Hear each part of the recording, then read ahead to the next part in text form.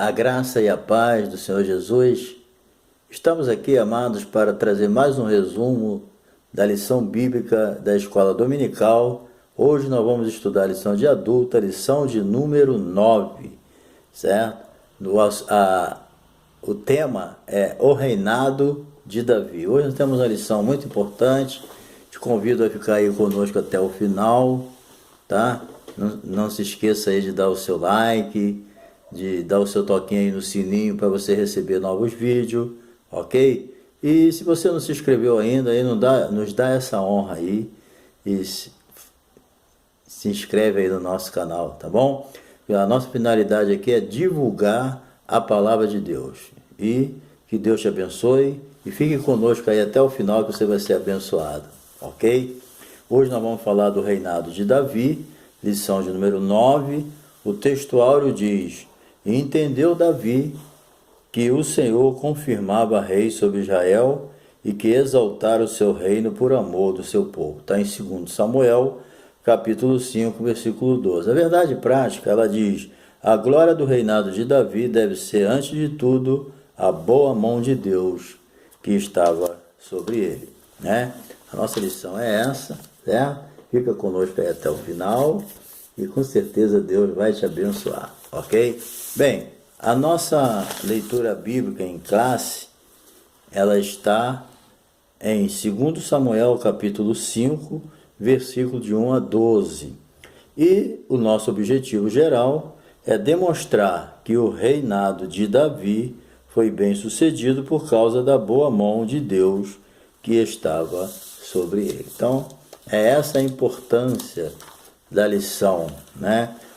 Todo mundo fala que Davi prosperou muito, mas o rei Davi, ele era bem sucedido em seu reinado porque Deus era com ele, entendeu? Ele era um homem segundo o coração de Deus, gostava de agradar a Deus, mas o segredo do seu sucesso era que Deus estava com ele. E foi o contrário de Saul, né? Saul não queria nada com Deus e foi um fracasso, né? Então, da mesma forma também, nós, como cristãos, só seremos bem-sucedidos, né, se a mão de Deus for com a gente. Assim como foi com Davi, Davi foi bem-sucedido, da mesma forma é conosco. Davi era um guerreiro fenomenal, entendeu? Um homem realmente habilidoso na guerra. Era um general mesmo. Mas não foi isso que fez com que ele, entendeu, se tornasse o que ele chegou a ser. Não foi isso. Foi que Deus era com ele, entendeu?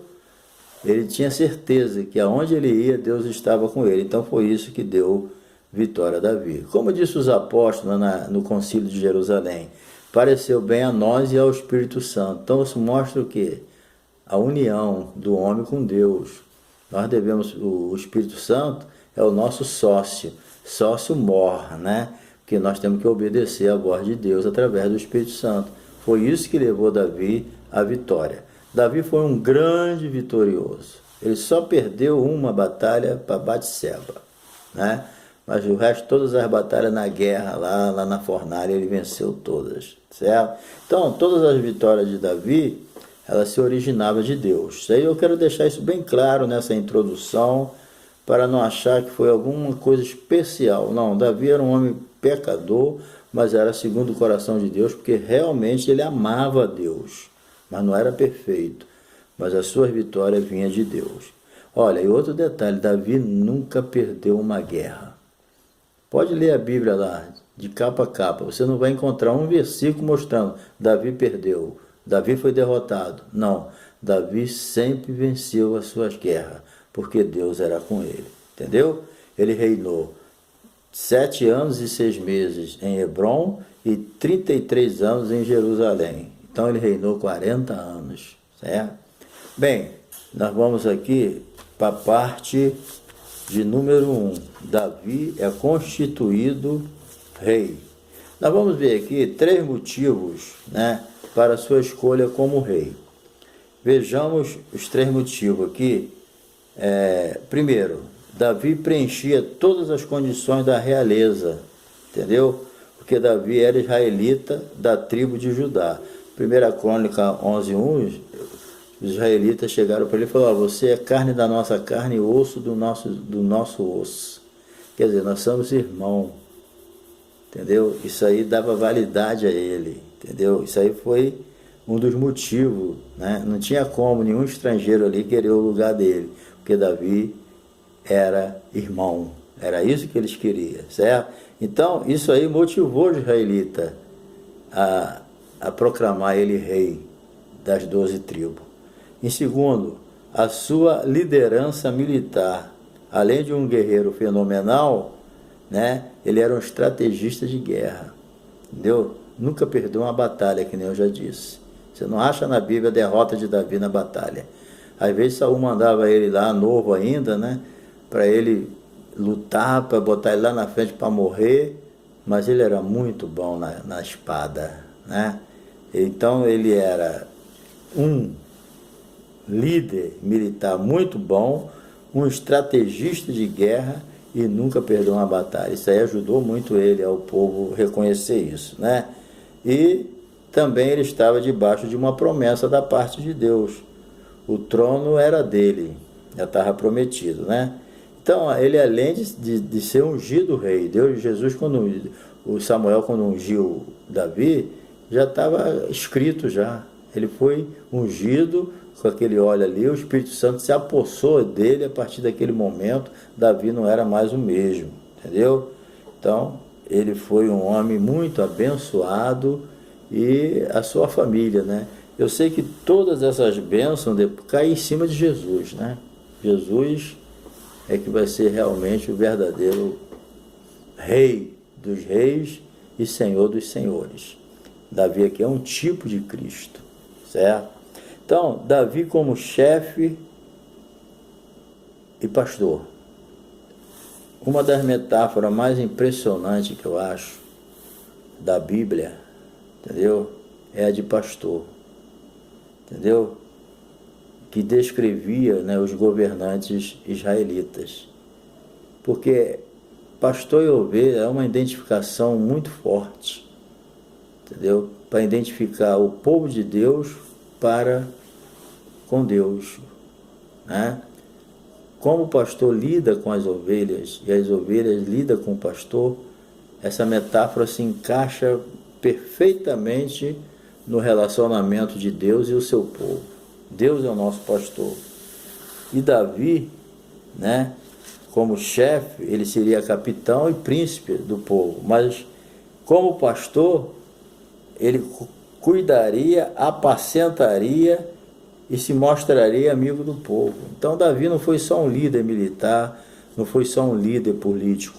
Davi também foi um pastor, Davi também foi um apacentador, ele foi amigo do povo, ele cuidou do povo, ele amou o povo. Ele não foi só um líder político, entendeu? Só para mandar e ser chefe, não. Ele foi pastor, amigo do povo. É por isso que o povo amava ele. Tinha os inimigos dele escondidos, né? Os invejosos, mas Davi, ele não foi só um chefe, ele foi um amigo do povo, certo?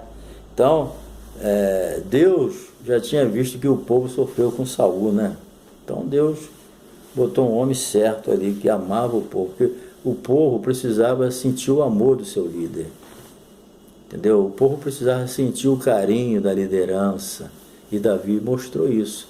Então, por isso que o povo carregava ele no colo, entendeu? Não por bajulação, por interesse, mas porque amava ele. Isso é a diferença, entendeu? Então, o apóstolo Pedro até escreveu ali, né, em 1 Pedro 5,13, né, uma passagem importante, que o pastor, ele não é um dominador, e nem ele apacenta por interesse, ele apacenta por amor. Inclusive eu vou ler até essa passagem aqui, porque ela é muito forte dentro do assunto que nós queremos falar aqui. 1 Pedro, está aqui, ó, 5, 3, entendeu? Está aqui, ó.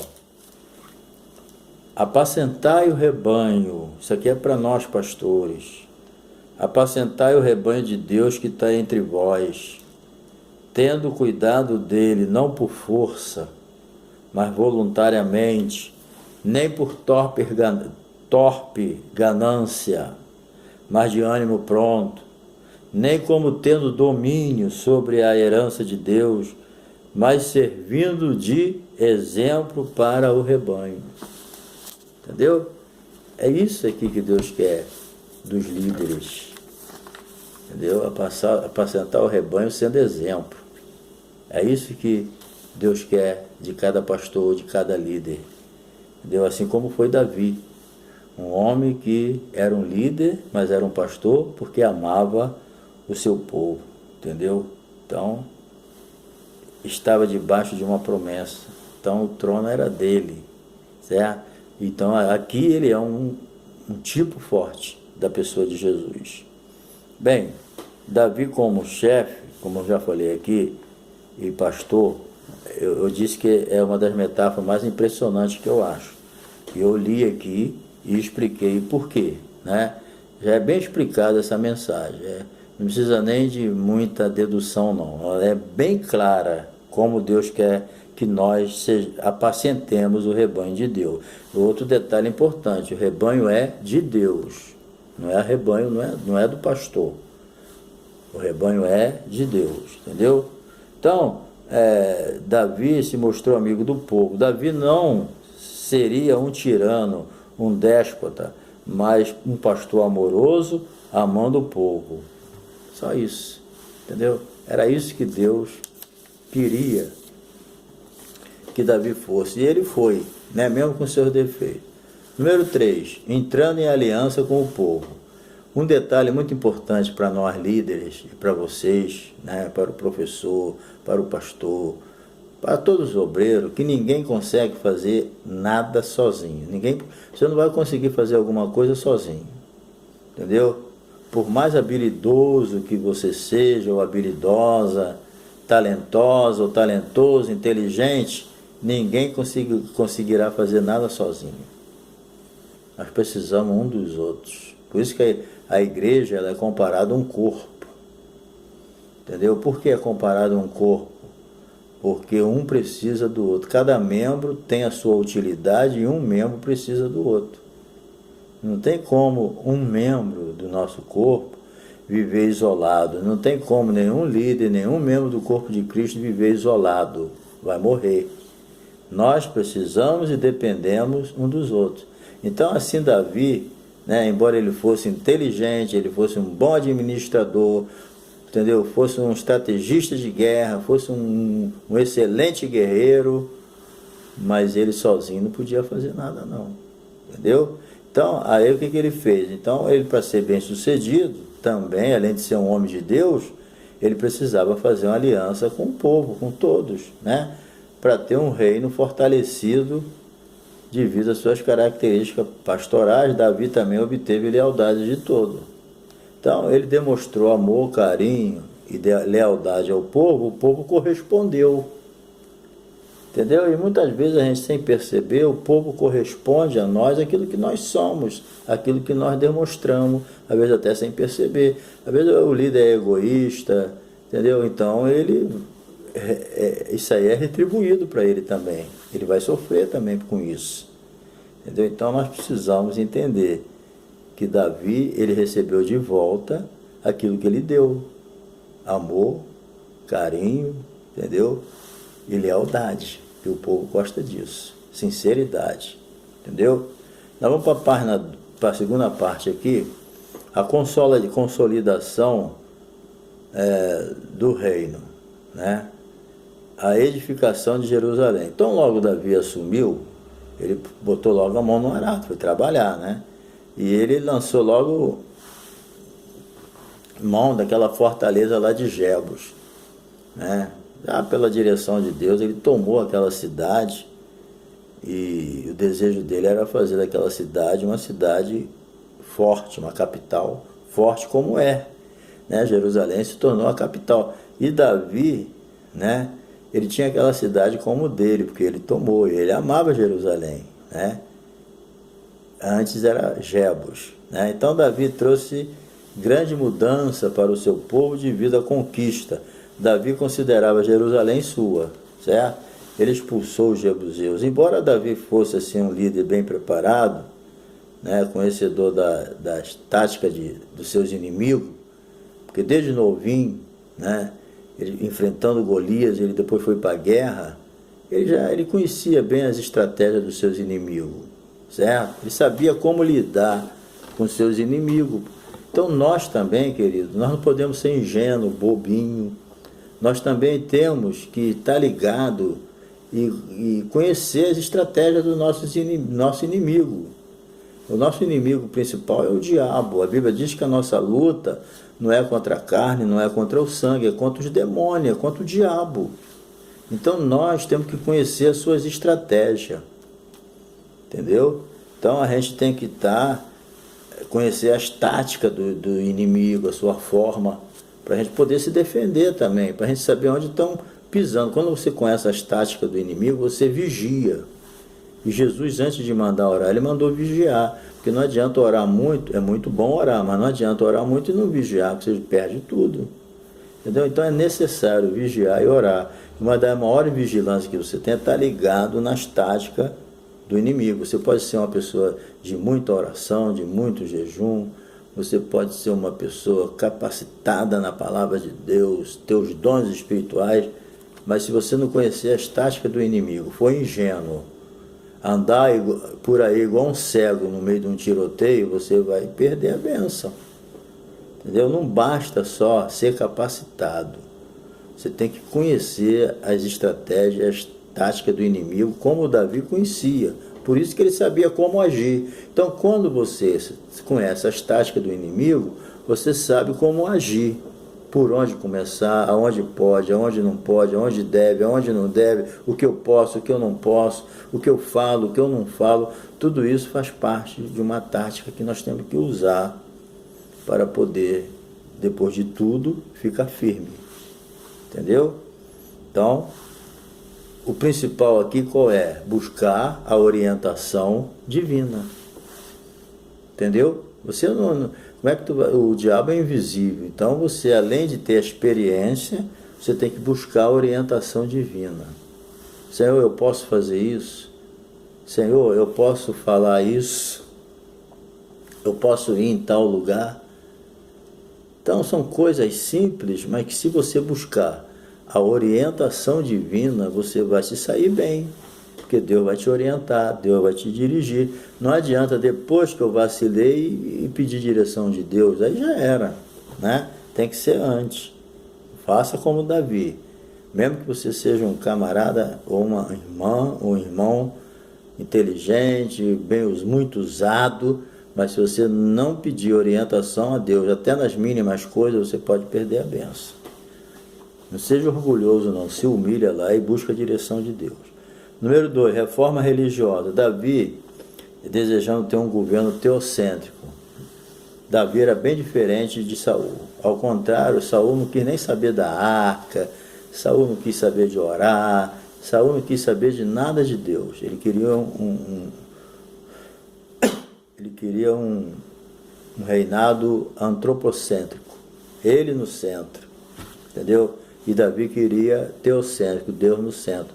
Tanto é que ele se preocupou de buscar a arca, certo? Então, ao contrário de Saul, buscou a arca, porque mostrou respeito pelas coisas de Deus. Davi, ele valorizava as coisas de Deus.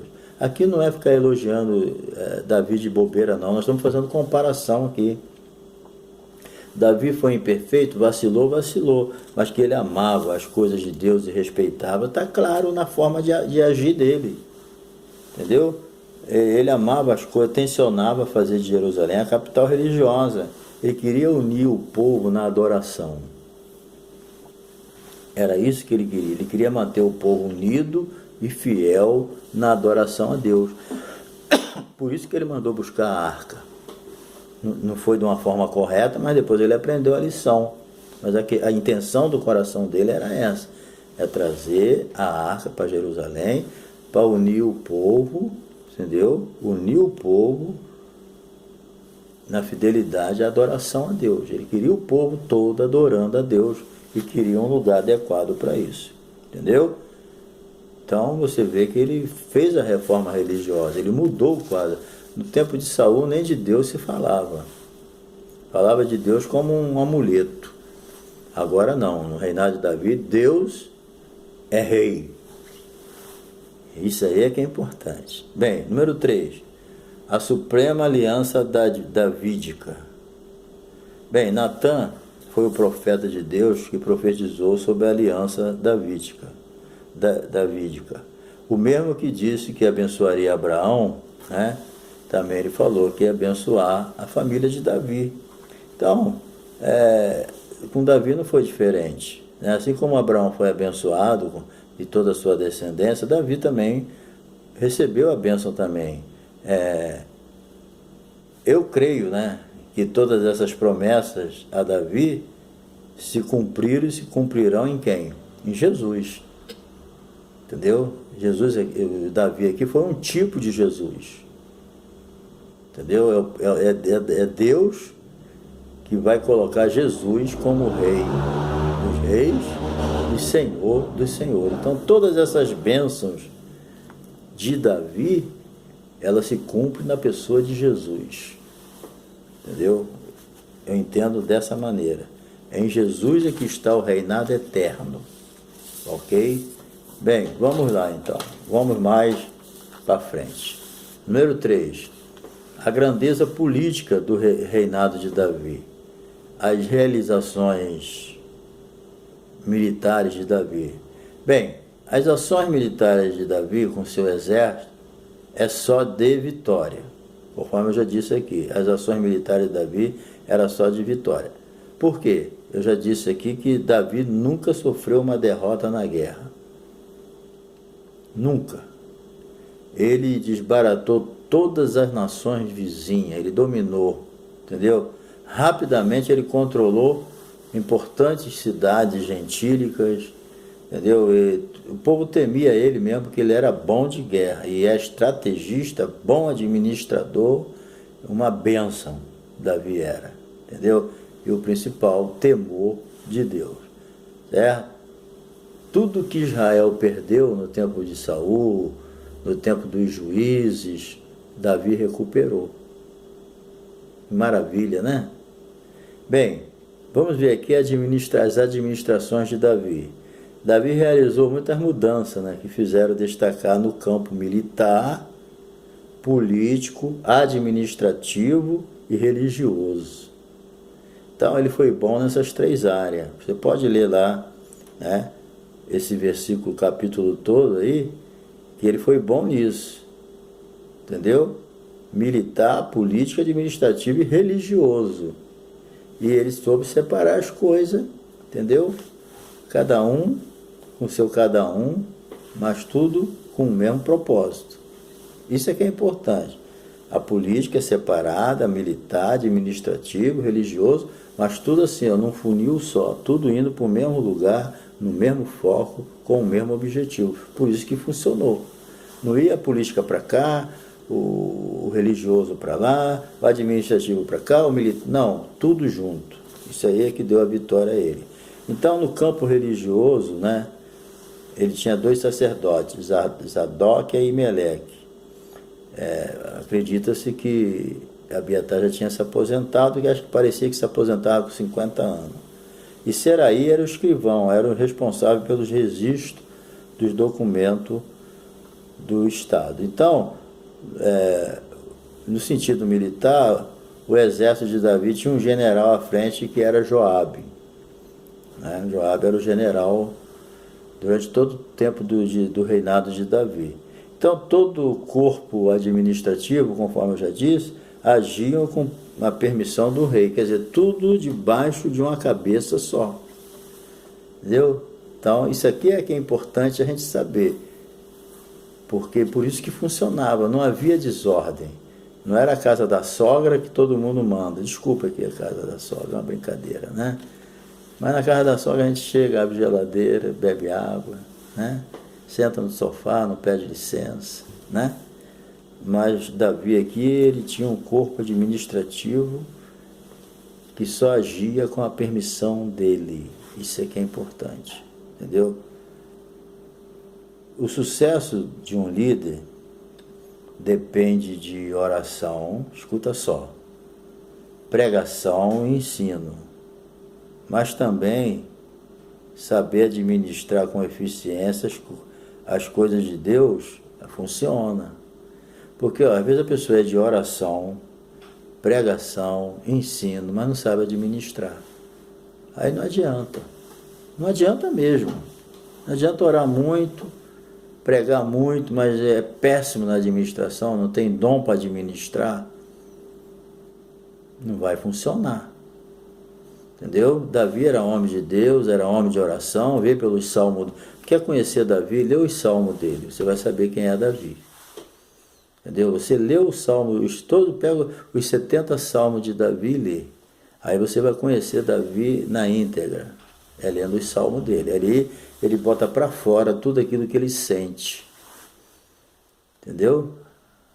Nos livros históricos você só vê Davi lutando, administrando e tal. Mas lá nos salmos você vai ver o Davi devocional. Tu vai ver o homem de Deus pedindo perdão. Você vai ver o homem de Deus orando, você vai ver o homem de Deus chorando, você vai ver o homem de Deus pedindo misericórdia, pedindo justiça. Ali você vai conhecer o verdadeiro Davi. Lê o livro de Salmo, entendeu? Então, o sucesso de um líder depende muito da sua administração. Isso não vai excluir a oração, a pregação, o ensino, a leitura da palavra, mas se ele fizer todas essas coisas e for um mau administrador, não vai funcionar do mesmo jeito, entendeu? Então é preciso entender isso, entendeu? Bem, terceira última parte aqui. O culto público. Davi fez consideráveis mudanças no culto público, certo? Os atos religiosos, cerimoniais, no reinado de Davi foram feitos pela família sacerdotal. Ele entrou pelo caminho certo. Ele ressuscitou todo o trabalho religioso que no tempo de Saul acabou, né? Mas ele ressuscitou esse tipo de trabalho, trouxe de novo, né, e botou as pessoas certas para fazer. Ele não fez conchavo igual Davi, igual Saul. Não comprou ninguém. Todo mundo vinha por lealdade e pelo dever de cumprir a vontade de Deus. É muito bom isso, você ter pessoas do teu lado que não está te bajulando, não está porque você comprou, eles estão porque eles sentem a responsabilidade e são leais, primeiramente com Deus, depois com a pessoa que é o seu líder, né? A falsidade é uma hipocrisia, essas coisas não é de Deus, né? Então, Davi ele botou a família sacerdotal de Arão e Davi não fugiu do padrão, entendeu? Ele tinha interesse pelo culto com o objetivo de quê? De glorificar o nome do Senhor. A ele seja a honra, a glória e o louvor. Esse era o pensamento de Davi quando ele restituiu o culto. Todo mundo adorando a Deus, todo mundo fazendo a vontade de Deus, entendeu? Então, a organização do culto é algo que deve ser pensado com todo cuidado, pois adorar a Deus não pode ser de qualquer maneira. Toda a liturgia bíblica deve ser cristocêntrica, Cristo no centro, certo? E não antropocêntrica. Porque o Espírito Santo, amigos, só glorifica Jesus, entendeu? Não adianta. Então, hoje nós vivemos tempos trabalhosos e difíceis. Cada um quer fazer o culto do seu jeito, tudo bem, a gente respeita o costume das pessoas, o país, a forma como aprendeu, mas que seja do jeito que de natureza for, mas tem que ser cristocêntrico. Todo culto de Cristo tem que ser o centro. O Espírito Santo, Jesus falou, quando o Espírito Santo vier, ele me glorificará. Então, o culto verdadeiro é aquele que Jesus é glorificado, é cristocêntrico, Jesus no centro. Tem culto que é antropocêntrico, tem culto que é uma desorganização generalizada. Tu não sabe se é clube, tu não sabe se é uma praça, todo mundo conversando, batendo papo, falando, e não presta atenção em nada, cada um quer aparecer mais do que o outro, e estão dizendo que estão adorando a Deus. Vamos ver, né? Então, querido, a organização do culto é algo que não pode ser feito de qualquer maneira, certo? Não pode. Culto tem que ser cristocêntrico. Vamos trazer de volta a palavra. A palavra de Deus está precisando voltar para os cultos. O nome de Jesus está precisando ser glorificado nos cultos. É necessário que no culto Jesus cresça e nós diminua. Tá? Que Deus te abençoe. Guarde essa lição no teu coração, esse resumo aqui. Com certeza vai te ajudar em alguma coisa. Professor, deu uma boa aula. Que Deus te abençoe, tá bom? E não se esqueçam de dar o like de vocês aí, de dar um toquinho no sininho e se não se inscreveu, se inscreva, tá bom? Um abração.